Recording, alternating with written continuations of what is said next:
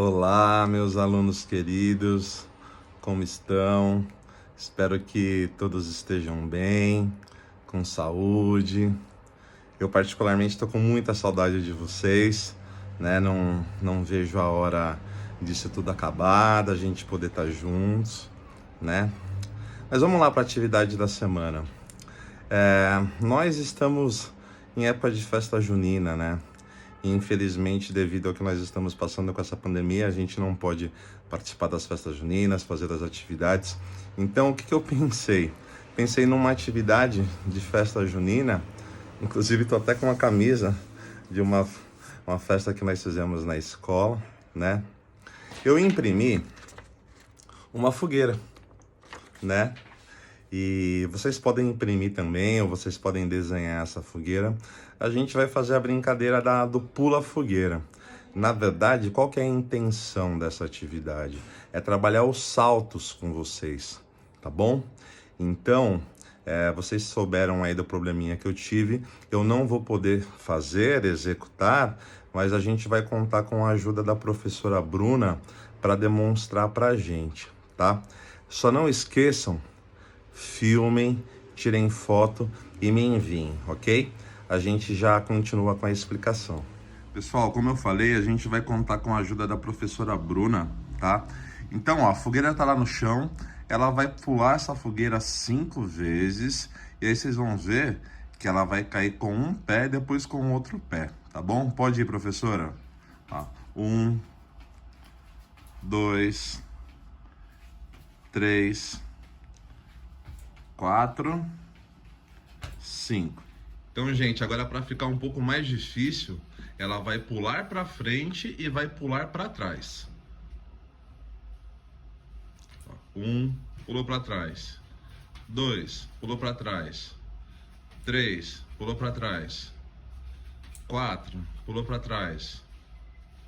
5, pulou para trás. Agora, pessoal, para dificultar um pouquinho, o salto é com os 2 pés juntos, tá? Tanto para frente como para trás.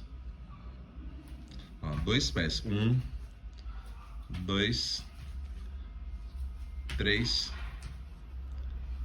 4 e 5. Agora, pessoal, o salto é de lado.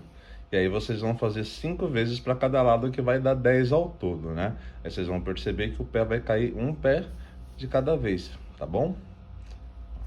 1, 2, 3, 4, 5, 6, 7, 8, 9 e 10. E agora, para ficar mais difícil, só com os 2 pés juntos.